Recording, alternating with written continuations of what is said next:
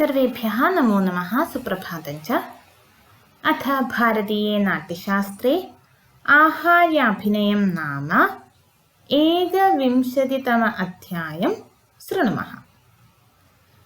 आहार्याभिनयं विप्रा व्याख्यास्याम्यनुपूर्वशः यस्मात् प्रयोग सर्वोऽयम् आहार्याभिनये स्थितः नानावस्थाः प्रकृतयः पूर्वं नैपथ्यसाधिताः अङ्गादिभिरभिव्यक्तिम् उपगच्छन्त्ययत्नतः आहार्याभिनयो नाम ज्ञेयो नेपथ्यजो विधिः यत्तत्र कार्यः प्रयत्नस्तु नाट्यस्य शुभमिच्छता चतुर्विधं तु नेपथ्यं पुस्तोऽलङ्कार एव च तथाङ्गरचना चैव ज्ञेयं सज्जीव एव च पुस्तस्तु त्रिविधो ज्ञेयो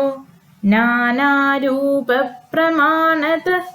सन्धिमो व्याजिमश्चैव वेष्टिमश्च प्रकीर्तितः किलिञ्चर्मवस्त्रात्ति यद्रूपं क्रियते बुधैः सन्धिमो नाम विज्ञेयः पुस्तो नाटकसंश्रयः व्याजिमो नाम विज्ञेयो यन्द्रेण क्रियते तु यः वेष्ट्यते चैव यद्रूपं वेष्टिमस्सत्तु संज्ञितः शैलयानविमानानि चर्मवर्मध्वजा नगाः ये क्रियन्ते तु नाट्यैः स पुस्त इति संज्ञितः अलङ्कारस्तु विज्ञेयो माल्याभरणवाससां नानाविधसमायोगोऽप्यङ्गोपाङ्गविधिः स्मृतः वेष्टिमं विततं चैव सङ्ख्यातं ग्रन्थिमं तथा प्रलम्बितं तथा चैव माल्यं पञ्चविधं स्मृतं चतुर्विधं तु विज्ञेयं नाट्ये ह्याभरणं बुधैः आवेद्यं बन्धनीयं च क्षेप्यमारोप्यमेव च आवेद्यं कुण्डलादिह यत्स्याश्रवणभूषणं श्रोणीसूत्राङ्गते मुक्ता बन्धनीयानि निर्दिशेत्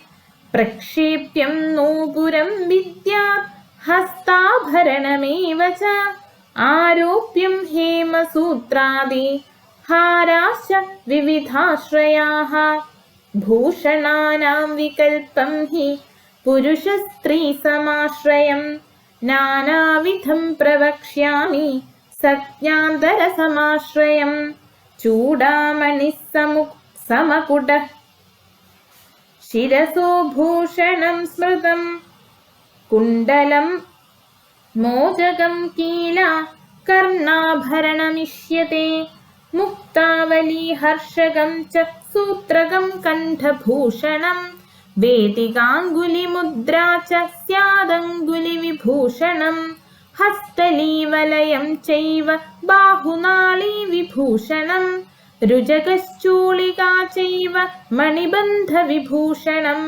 केयूरमङ्गदं चैव कूर्परोपरिभूषणं त्रिसरश्चैव हारश्च तथा वक्षो विभूषणं व्यालम्बमुक्तहारादिमाला देहविभूषणं तिलकं सूत्रकं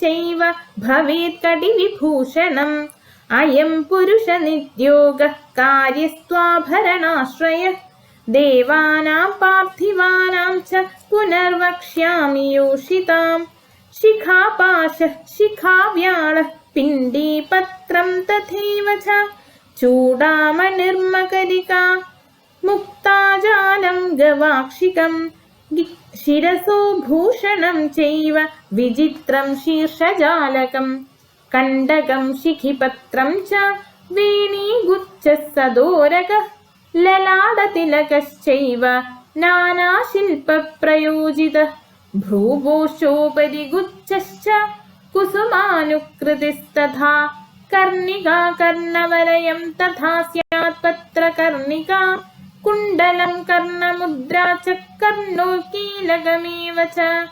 नानारत्नविचित्राणि दन्तपत्राणि चैव हि कर्णयोर्भूषणं हि तत्कर्णपूरस्तथैव च तिलकाः पत्रलेखा च भवेद्गण्डविभूषणं नेत्रयोरञ्जनं ज्ञेयम् अधरस्य तु रञ्जनं दन्तानां विविधा रागाश्चतुर्णां शुक्लतापि वा रागान्तरविकल्पो वा शोभनेनाधिकोज्ज्वलः मुग्धानां सुन्दरीणां च मुक्ताभस्मितशोभना सुरक्ता वापि दन्तास्युः पद्मपल्लवरञ्जनाः अश्मरागोद्योतितस्यादधरः पल्लवप्रभः विलासश्च भवेत् तासां सविभ्रान्तनिरीक्षितः मुक्तावली व्याळपङ्क्तिर्मञ्जरी रत्नमालिका रत्नावली सूत्रकं च ज्ञेयं कण्ठविभूषणं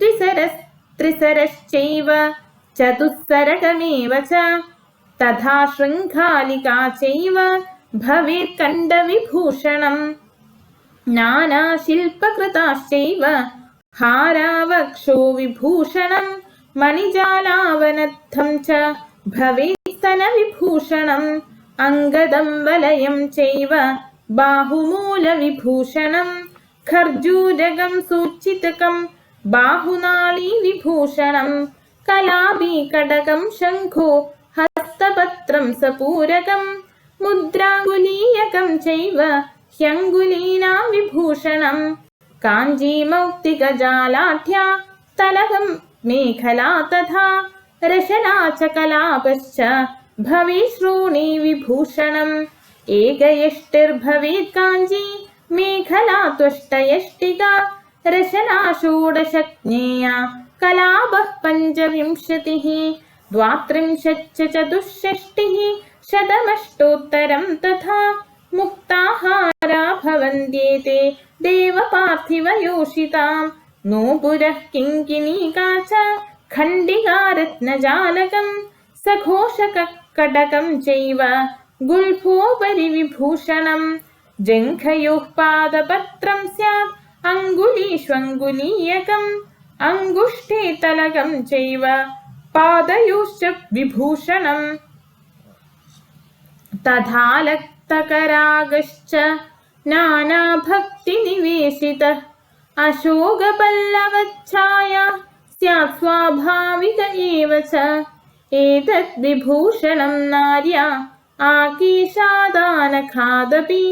यथा भावरसावस्थं विज्ञायैव प्रयोजयेत् आगमश्च प्रमाणं च रूपनिर्वर्णनं तथा विश्वकर्मतात्कार्यं सुबुद्ध्याभिप्रयोक्तृभिः न हि शक्यं सुवर्णेन मुक्ताभर्मणिभिस्तथा स्वाधीनम् इति रुच्यैव कर्तुम् अङ्गस्य भूषणम्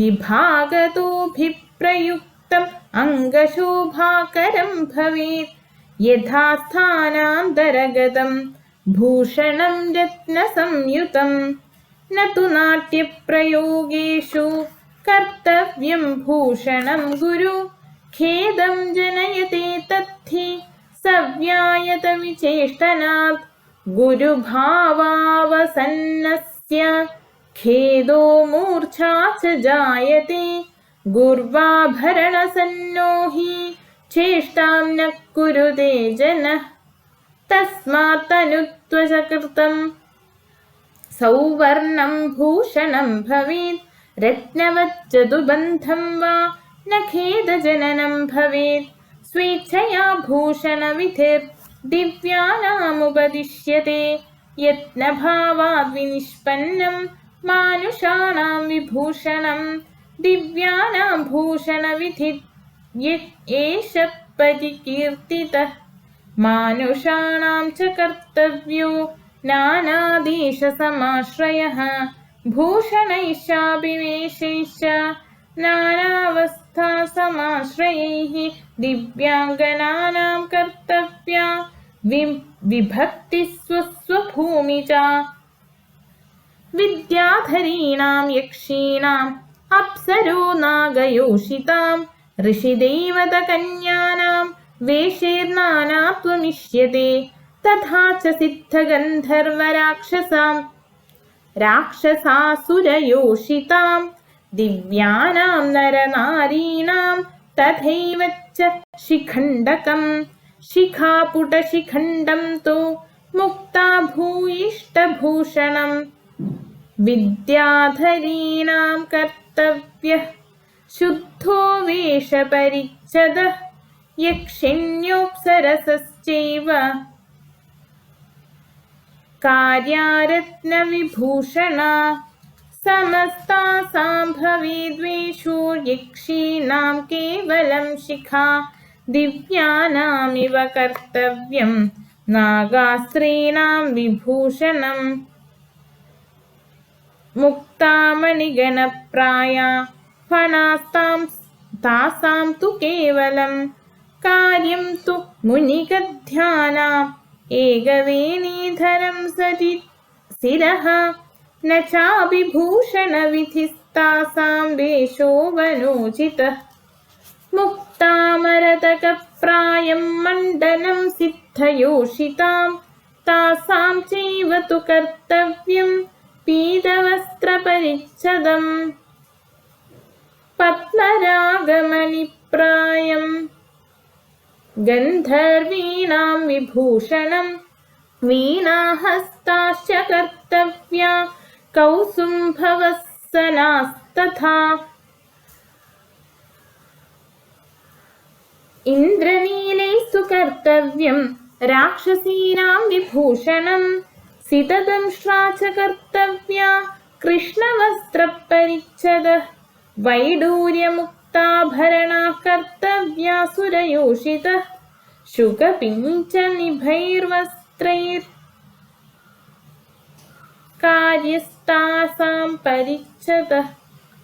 पुष्यरागैश्च मणिभिः क्वचित् वैडूर्यभूषितैः दिव्यवानरनारीणां कार्यो नीलपरिच्छदः। एवं शृङ्गारिणः कार्यावेशा दिव्याङ्गनाश्रयाः अवस्थान्तरमासाद्य शुद्धाः कार्या पुनस्तथा। मानुषीणां तु कर्तव्या नानादेशसमुद्भवो वेशास्त्वाभरणोपेतास्तांश्च सम्यक् निबोधत। अवन्तियुवतीनां तु शिरस्सालककुन्दलं गौडीनामलकप्रायं सशिखापाशवेणिकम्। आभीरयुवतीनां च द्विवेणीधरमेव तु शिरः परिगमः कार्यो नीलप्राय अथाम्बरम्। तथा पूर्वोत्तरस्त्रीणां समुन्नद्धशिखण्डकम् आकेशाच्छादनं तासां वेषकर्मिणि कीर्तितम्। तथैव दक्षिणस्त्रीणां कार्यमुल्लेख्य सज्ञितं कुम्भीपदकसंयुक्तं तथा वर्तनलाडिकं देशजातिविशेषेण शेषाणामपि कारयेत्। वेषं तथा चाभरणं क्षुरकर्मपरिच्छदम् आदेशयुक्तो वेषो हि न शोभां जनयिष्यति। मेखलोरसि बद्धा तु हास्यं समुपपादयेत्। तथा प्रोषितकान्तासु व्यसनाभिहतासु च वेषो वैमलिनः कार्य एकवेणीधरं शिरः। विप्रलम्भे तु नार्यास्तु शुद्धो वेषो भवेदिह। सत्नात्याभरणसंयुक्तो न चाभिमृजयान्वितः। एवं स्त्रीणां भवेद्वेषो देशावस्थासमुद्भवः। पुरुषाणां पुनश्चैव वेशान् वक्ष्यामि तत्त्वतः। तत्राङ्गरचना पूर्वं कर्तव्या नाट्ययोक्तृभिः, अतः परं प्रयोक्तव्या वेशादेशसमुद्भवाः। सितो नीलश्च पीतश्च चतुर्थो रक्त एव च, एते स्वाभाविका वर्णा। यैः कार्यं त्वङ्गवर्तनं संयोगजाः पुनश्चान्ये उपवर्णा भवन्ति हि, तानहं सम्प्रवक्ष्यामि यथा कार्याः प्रयोक्तृभिः। सितनीलसमायोगौ कारण्डव इति स्मृतः। सितपीतसमायोगात् पाण्डुवर्णः प्रकीर्तितः। सितरक्तसमायोगे पद्मवर्णः प्रकीर्तितः। पीतनीलसमायोगात्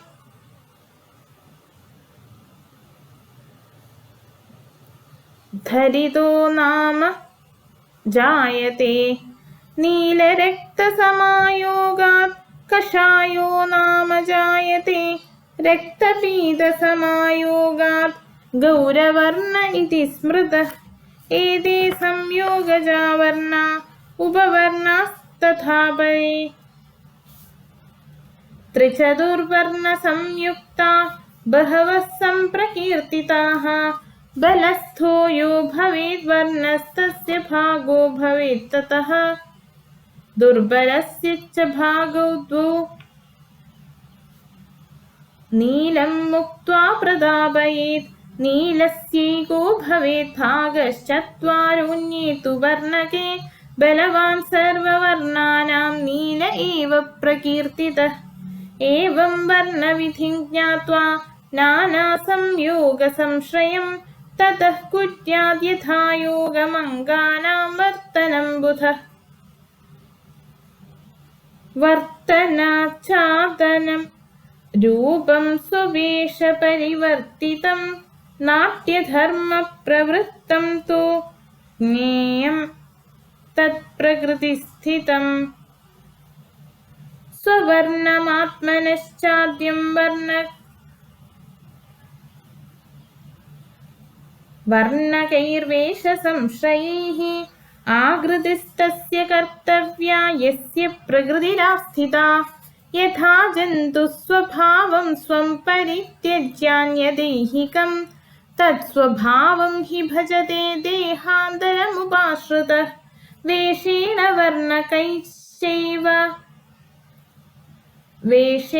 वर्णकैश्चैव छादितः पुरुषस्तथा। परभावं प्रकुरुते यस्य वेषं समाश्रितः।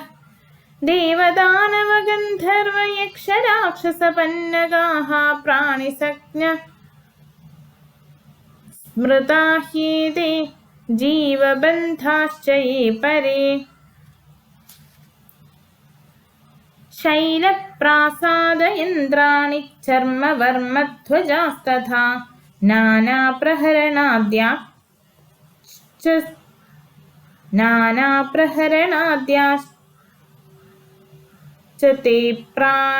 ते अप्राणिन इति स्मृताः। अथवा कारणोपेता भवन्त्येते शरीरिणः। वेषभाषाश्रयोपेता नाट्यधर्ममवीक्ष्य तु। वर्णानां तु विधिं ज्ञात्वा वयः प्रकृति एव च कुर्यादङ्गस्य रचनां देशजातिसमाश्रिताम्।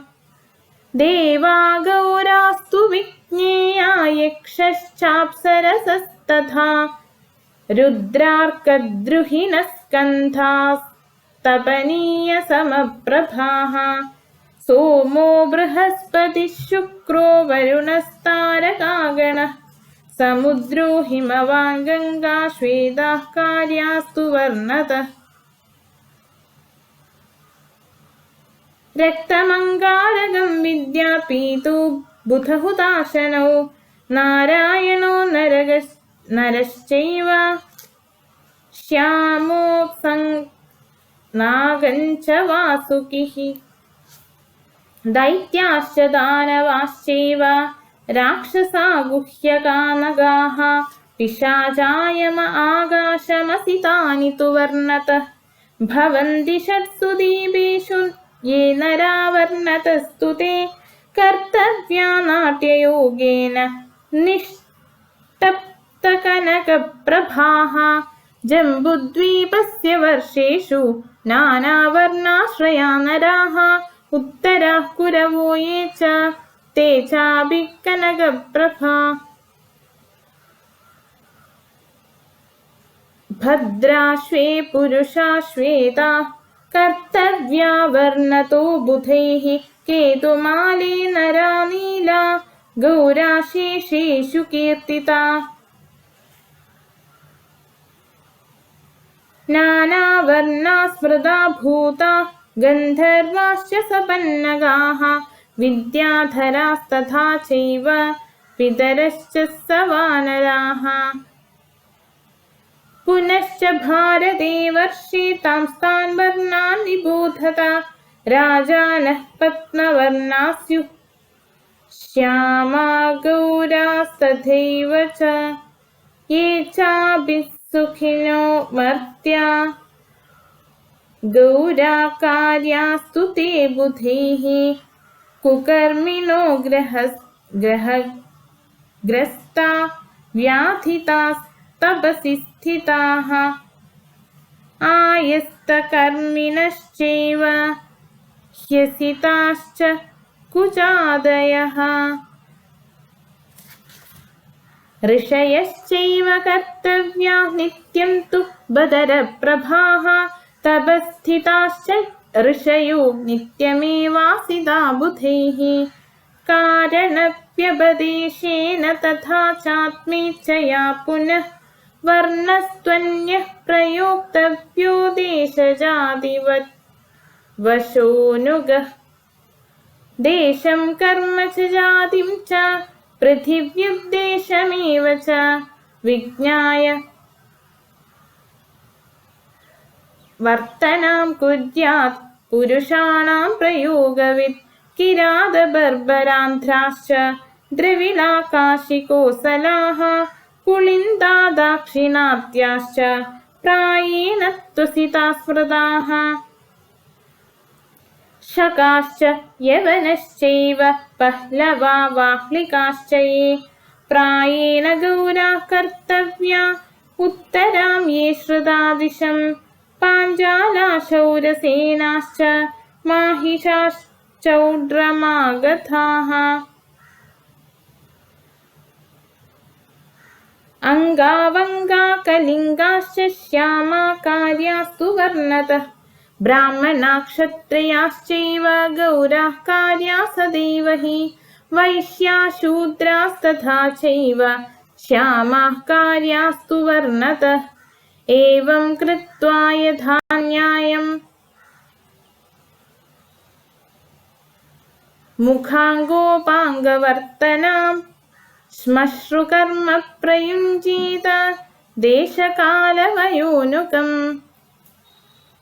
इति भारतीये नाट्यशास्त्रे आहार्याभिनयं नाम 21तमे अध्याये प्रथमभागः समाप्तः। धन्यवादः।